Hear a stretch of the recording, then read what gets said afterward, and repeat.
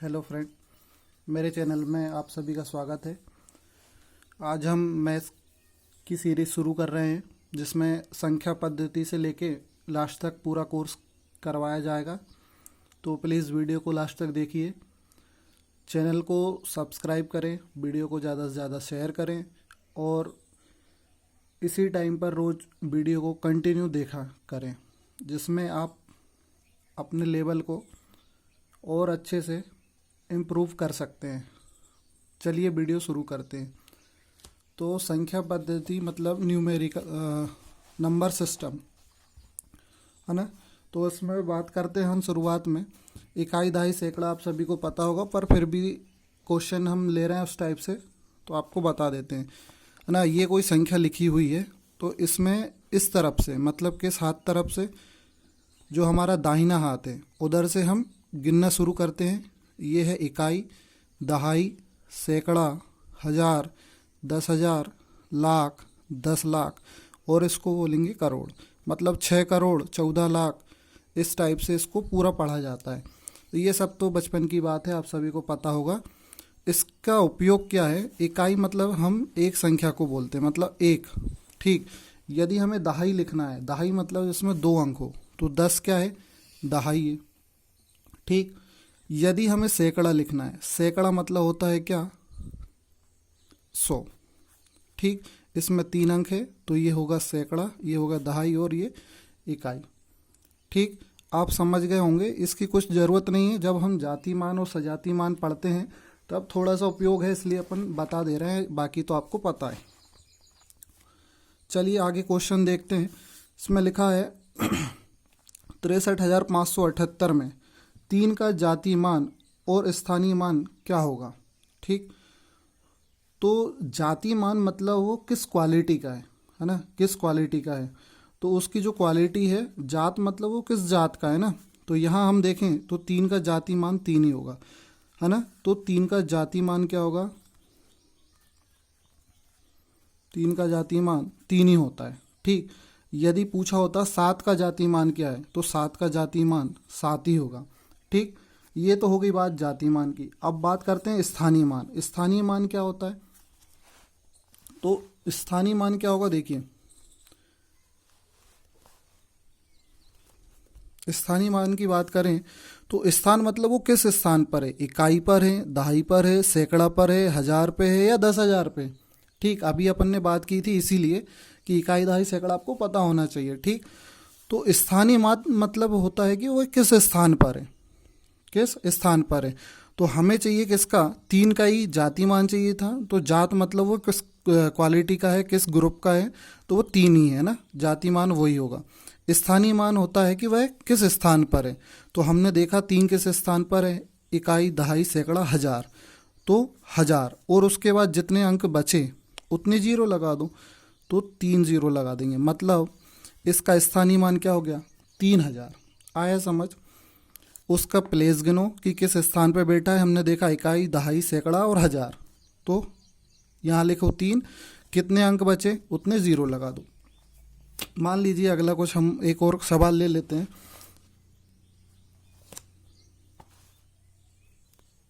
एक मिनट, हाँ एक सवाल ले रहे हैं हम। देखिए यहाँ लिखा है 2, 3, 5, 6। ठीक, यदि मैं इसमें बोलूँ कि 5 का जाति मान क्या है, तो जाति मान मतलब होता है 5 ही, जो संख्या है वो ही जात है उसकी। ठीक, और यदि स्थान की बात करें, जैसे 3 का स्थानीय मान क्या है, तो स्थान मतलब वो किस स्थान पे बैठा है, इकाई, दहाई, सैकड़ा। तो हमने वहाँ लिख दिया 3, कितने अंक बचे उतने ज़ीरो लगा दो, मतलब उसका स्थानीय मान क्या हो गया? 300। आ गया होगा समझ?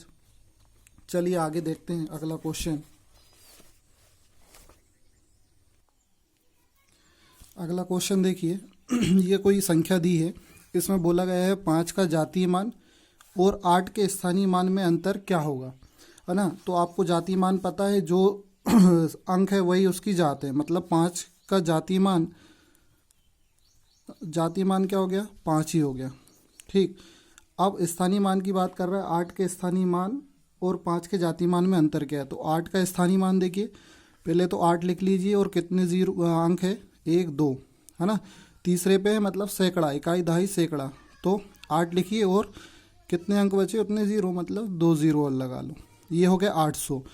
अब ये तो हो गया क्या, स्थानीय मान, स्थानीय मान, और 5 है उसका जातीय मान। इनमें अंतर बोला है तो 800 में से 5 घटा दो, अंतर पता चल जाएगा, क्या हो गया, इसका अंतर आ जाएगा 795। तो ये कुछ क्वेश्चन है जाति मान और सजातीय मान पर, जो छोटे एग्ज़ाम है जैसे ग्रुप डी है, रेलवे ग्रुप डी या पुलिस कांस्टेबल वगैरह, एसएससी जीडी, इनमें कई बार पूछ लिए जाते हैं। ठीक है, उन सभी को ध्यान में रखते हुए हमने ये सब क्वेश्चन ले लिए सरलीकरण में। आगे देखिए, एक और क्वेश्चन लिया है। ये कोई संख्या है जिसमें 6 का स्थानीय मान और 7 का जाति मान क्या होगा। अरे भाई, जाति मान अभी बताया, जाति मान वही संख्या होती है, तो 7 का जाति मान 7 ही होगा। ठीक है, और बोला है 6 का स्थानीय मान, तो 6 का स्थानीय मान गिन लो, किस स्थान पे, इकाई दहाई सैकड़ा हज़ार, और कितने ज़ीरो लगाना है, जितने अंक, तो 3 अंक बाद में, मतलब 6000। ठीक है, 6000। अच्छा, इनका योग बताना है, 6 का स्थानीय मान और 7 का जातीय मान का योग क्या होगा। बस 6000 में 7 जोड़ दो प्लस 7, तो ये हो जाएगा कितना, 6007। ये आंसर आ गया। तो इस प्रकार से कई बार अंतर, योग, गुणनफल कुछ भी पूछे आप कर सकते हैं। अब इसके बाद हम देखते हैं विभाजिता के नियम, डिविजिबल। तो ये ज़रूरी है, क्या है, कई बार संख्या दी होती है और हमें उनके नियम नहीं पता होते, तो हम ज़ीरो से हीरो बनाने की कोशिश कर रहे हैं। आप वीडियो ज़रूर देखें, पूरा देखें। और चलिए शुरुआत करते हैं 2 से। यदि किसी संख्या में 2 से भाग जाएगा तो आपको देखना है कि उसके लास्ट में क्या क्या आना चाहिए। क्या आना चाहिए, 0 हो, 2 हो, 4 हो, 6 हो और 8 हो। यदि ये संख्या किसी के लास्ट में है तो वो 2 से कट जाएगी। जैसे हमने उदाहरण के लिए एक संख्या ली है, ये क्वेश्चन है। अब इसमें पूछेगा इस तरह से 4 संख्या दे सकता है और बोलेगा बताइए 2 से विभाजित है या नहीं। तो हम देख लेंगे लास्ट में ही 2 है, मतलब क्या है कि ये 2 से पूरी तरह विभाजित होगी। आपको विश्वास नहीं है तो आप क्या करो, भाग दे के देख लो।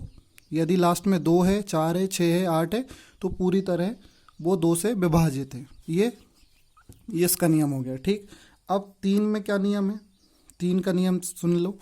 देखो, 3 में नियम आता है कि किसी भी संख्या में उनके अंकों का योग क्या करना है, इनके अंकों का योग करना है। हम सबको जोड़ लेते हैं अंकों, 7, 5, 6, 8 और 4।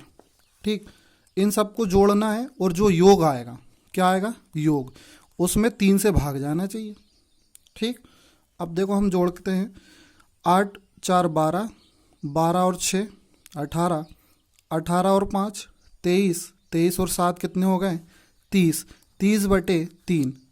ये पूरी बार भाग चला गया, मतलब ये जो संख्या है वो किससे विभाजित होगी, 3 से विभाजित होगी। ये क्वेश्चन आपके लिए है, आप इसमें वीडियो रोक के भाग दे के देखिए, भाग जा रहा है या नहीं जा रहा है ना। क्या करना है, 3 में अंकों का योग करना है, वो 3 से विभाजित होना चाहिए। अगला देखते हैं हम, 4 के जो विभाजिता का नियम है वो क्या है। हमने कोई भी संख्या देखी, उसमें 4 से भाग जा रहा है नहीं, तो क्या करना है, लास्ट में संख्या जो भी दी है उसके लास्ट के 2 अंक देखो और उसमें 4 से भाग जाना चाहिए। तो लास्ट में 2 अंक है हमारे पास, 3 और 2, इसमें हम भाग देंगे 4 से, तो 4 या 8 32, मतलब पूरी बार चला गया। तो मतलब ये संख्या जो है किससे विभाजित होगी, 4 से विभाजित होगी। आप अपने हिसाब से कोई भी संख्या लेके भाग दे के देखें। अगला जो है 5 का, 5 से यदि कोई संख्या विभाजित होगी तो उसके लास्ट में क्या आना चाहिए, 0 हो या 5 हो। जैसे ये संख्या लिखी, इसमें 0 भी है और 5 भी है, तो 5 से पूरी तरह इसमें भाग चला जाएगा। आप भाग देख के देखें, कोई दिक्कत हो तो कमेंट करके ज़रूर बताएं। फिर अगला 6 से, 6 में विभाजितता का नियम क्या है, 6 में यदि किसी संख्या में 6 से पूरी तरह भाग जाए तो उसमें 2 वाला नियम और 3 वाला नियम दोनों फॉलो करना चाहिए। कैसे, अभी बताते हैं। देखिए, 2 का नियम क्या है कि लास्ट में क्या आना चाहिए, अभी देखो बताया था।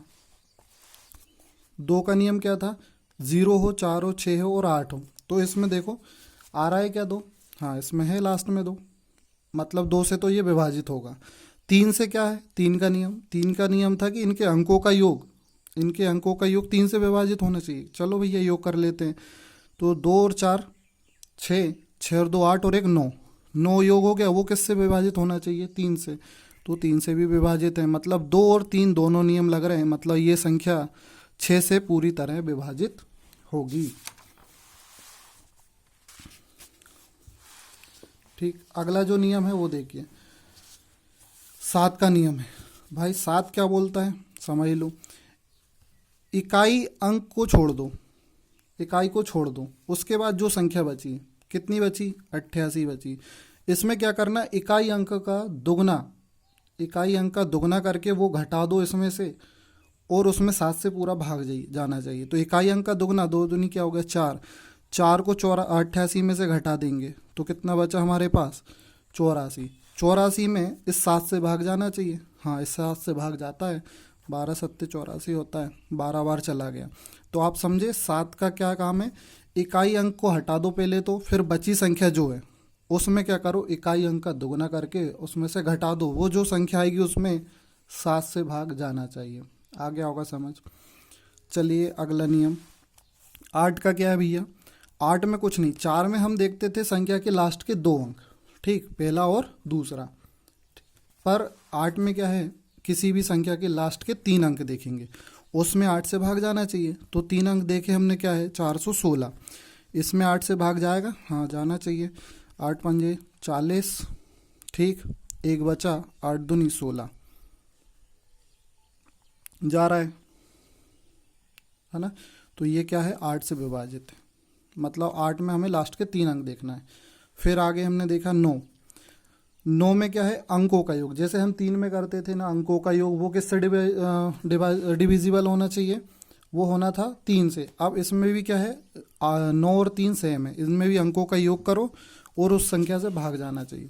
हमने देखा 7, 5, 4, 6 और 2 प्लस 3, इनका योग कर लो। 3 2 5, 5 6 11, 11 और 4 15, 15 5 20 और 7 27, 27 इनका योग आया, 9 से भाग जाना चाहिए। 9 9 3 27, पूरी बार गया, मतलब ये जो संख्या है वो 9 से विभाजित होगी। समझ गए? 3 और 9 में अंकों का योग उस संख्या से विभाजित होना चाहिए। बहुत इंपॉर्टेंट है भाई, ये जो बारीक चीज़ें हैं ना, यही हमें बहुत मदद करती है। सरलीकरण में तो बस छोटी छोटी चीज़ें याद रहे आपको तो बहुत आसानी से हो जाएगा, नहीं तो हम भाग दे दे के थक जाएंगे भाई। 4 संख्या लिखी है, उसमें पूछा रहेगा कि इससे भाग जा रहा है नहीं जा रहा, तो 4 बार भाग देना पड़ेगा। उससे अच्छा हमें क्या है, नियम ही याद हो। अब देखिए 11 का क्या नियम है। 11 में कुछ नहीं है, कोई भी जो संख्या है ना, जैसे कुछ संख्या मान लें हम, जो कि 1 मिनट, 1 2 3 4 5, ठीक है, इतने ही लेके देखते हैं। अब देखिए इसमें क्या करना है, ये एक एक अंक छोड़ के लेना है।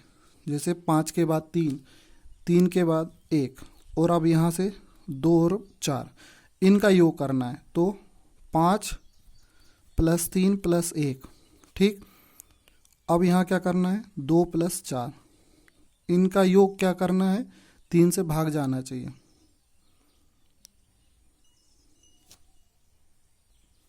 सॉरी, इनका अंतर, योग नहीं अंतर। तो हमने ये देखा 5 के बाद 3 फिर 1 और ये 2 और 4, तो 5 3 8 और 1 9, और माइनस 2 और 4 6, ठीक। तो यहाँ पे 6, 9 में से 6 गए, बचे 3। ये जो 3 बचा शेष, घटाने पर 3 आया, इसमें 11 का भाग जाना चाहिए। तो ये 11 का भाग नहीं जा रहा है, मतलब ये 11 से विभाजित नहीं होगी, मतलब ये संख्या क्या है, 11 से विभाजित नहीं होगी, है ना। तो हम हमेशा 11 से जब विभाजित तो ये नियम देखें, 5 के बाद 3 फिर 1 और फिर ऐसे ही कोई संख्या हो तो वो भी ले सकते हैं। और उन दोनों का अंतर वो 11 से विभाजित होना चाहिए, होगा तो वो डिविजिबल है, नहीं तो नहीं है ना।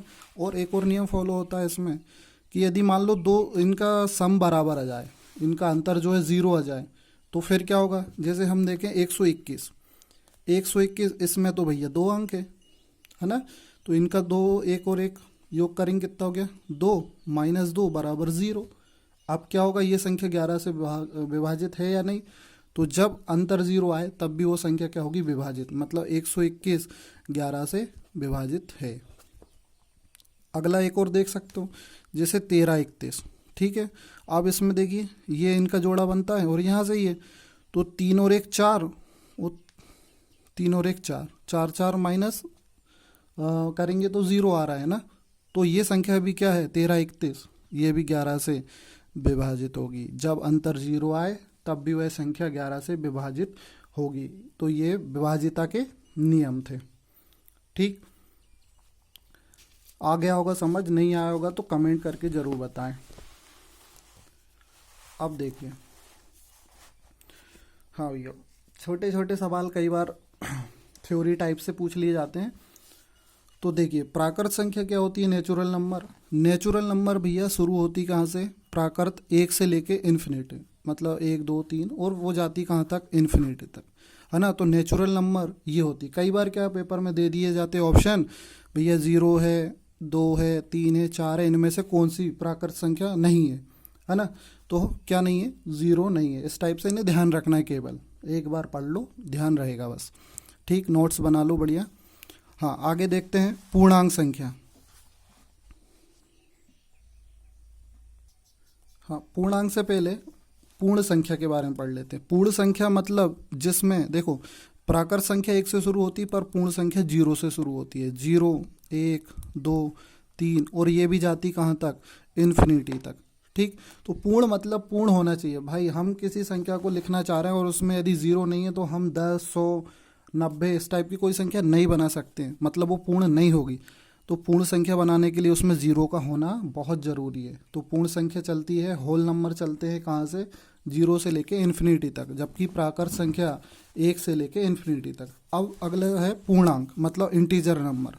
इंटीजर नंबर जो होते हैं पूर्णांक, ये प्लस माइनस दोनों में चलते हैं, मतलब 0 के बाद +1 +2 +3 और प्लस इन्फिनिटी तक जाएंगे, है ना। और इधर माइनस में भी चलते हैं, -1 -2 -3 और माइनस इन्फिनिटी तक।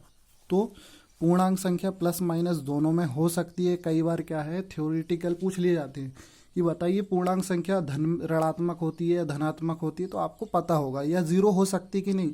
तो आप इससे दिमाग लगा सकते हो कि पूर्णांक संख्या माइनस में भी चलती है, 0 भी होती है और प्लस में भी चलती है।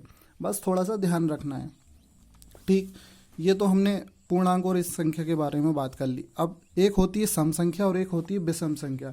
वो तो आप सभी को बहुत अच्छे से पता है। सम संख्या जिसमें 2 से भाग चला जाए वो सम संख्या, है ना। और विषम होगी क्या, 1 3 5, है ना, ये क्या होगी, विषम संख्या। अब अगला है अभाज्य संख्या।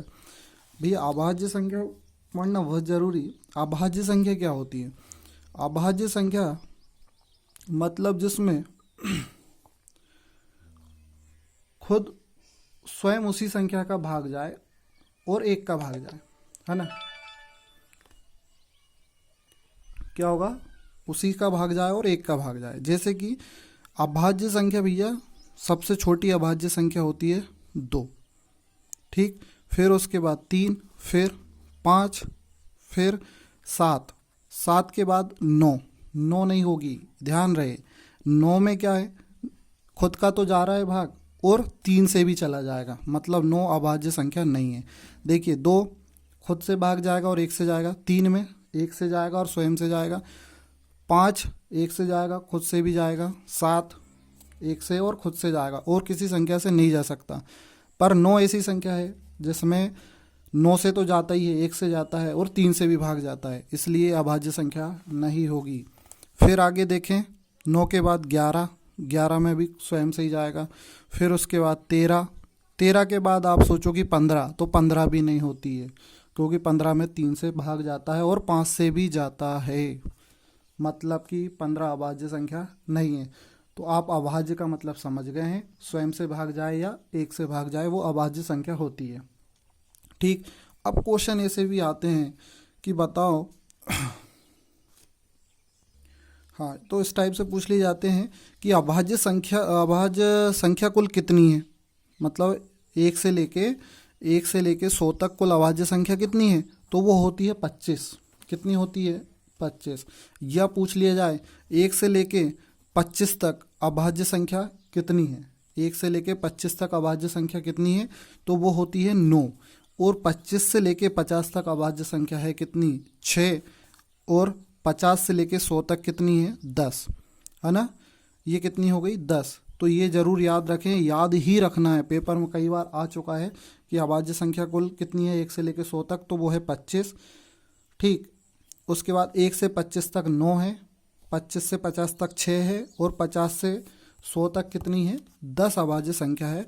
ये आपको देखना है, मुझे कमेंट में लिख के ज़रूर बताएं अभाज्य संख्या 25 कौन कौन सी है। क्रम से लिखें 2 3 5 ऐसे करके कहाँ तक 97 तक। सबसे बड़ी अभाज्य संख्या पूछ लिया जाए तो आप फिर दिक्कत में आ जाओगे, इसलिए एक बार निकाल के देख लो कि टोटल 100 तक अभाज्य संख्या 25 जो है वो कौन कौन सी है ना। तो पूछ लिया जाए सबसे छोटी अभाज्य संख्या तो वो है 2, और सबसे बड़ी कौन सी होगी 100 तक में 97 है ना। 97 100 के बीच में सबसे बड़ी अभाज्य संख्या। तो आप कमेंट में पूरी अभाज्य संख्या निकाल के हमें कमेंट करें।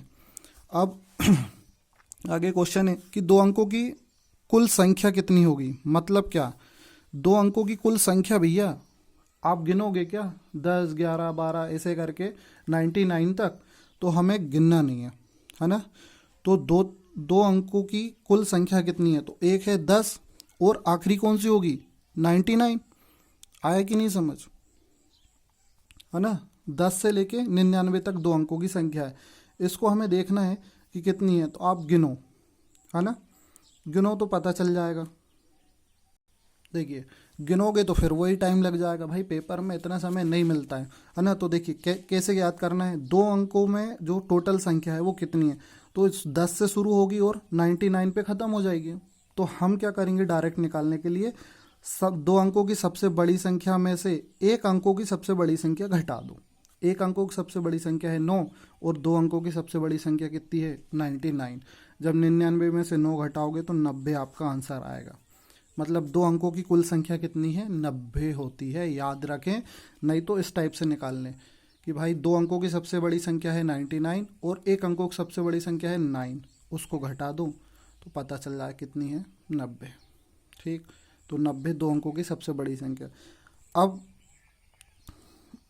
इसमें पूछा है अगला क्वेश्चन कि 2 अंकों की सबसे बड़ी अभाज्य संख्या कौन सी है। तो मैंने आपसे बोला ही है कि आप 25 अभाज्य संख्या निकाल लें और उनको ध्यान से देख लें एक बार। तो 2 अंकों की सबसे बड़ी संख्या होगी अभाज्य संख्या 97। ठीक, आगे 3 अंकों की कुल कितनी संख्या होती है। भैया ये जो थ्योरेटिकल आते हैं क्वेश्चन कई बार ऐसे पूछ लिए जाते हैं आपको चेक करने के लिए। ठीक, तो 3 अंकों की कुल कितनी संख्या है, तो देखिए 3 अंक कहाँ शुरू होते, सबसे पहले तो 100 से शुरू होंगे और जाएंगे कहाँ से 999 तक, 999 तक, है ना, यहीं तक जाएंगे। तो आप गिनोगे क्या, फिर वही बात, नहीं गिन सकते। तो हम क्या करेंगे, 3 अंकों की सबसे बड़ी संख्या है 999 और 2 अंकों की सबसे बड़ी संख्या है 99, इसको घटा देंगे बस। 999 में से 99 घटा देंगे तो 900 आंसर आ जाएगा। मतलब 3 अंकों की कुल संख्या कितनी है, होती है 900। आगे देखें 3 अंकों की सबसे छोटी अभाज्य संख्या। भाई क्वेश्चन है, बन सकते हैं 3 अंकों की सबसे छोटी अभाज्य संख्या। तो 3 अंकों की सबसे छोटी अभाज्य संख्या आप देखो, इधर अपन 2 अंक में देखे थे तो 97, फिर 99 हो सकती है क्या, नहीं हो सकती, इसमें भाग चला जाएगा किसी भी संख्या से, 3 से चला जाएगा, 11 से चला जाएगा, है ना। फिर उसके बाद हम आए 98 में भी जाता है ना, फिर 100 पे आए, इसमें भी जाता है, फिर आए 101 में आए तो इसमें क्या है, ये है 3 अंकों की सबसे छोटी अभाज्य संख्या, यहाँ से शुरू होती है 3 अंक में। मतलब इसमें केवल 1 का भाग जाएगा और 101 का भाग जाएगा। तो 3 अंकों की सबसे छोटी अभाज्य संख्या क्या होगी 101 होगी। तो ये हमारे कुछ क्वेश्चन थे, ये हमारी पहली कोशिश थी। कैसा वीडियो लगा आपको, आप सभी कमेंट करके बताएं। कोई दिक्कत हो, कहीं कन्फ्यूज़न हो तो कमेंट करके ज़रूर बताएं। वीडियो को लाइक करें, शेयर करें, और वीडियो क्रम से आएगा तो कंटिन्यू ज़रूर देखें। ठीक, धन्यवाद।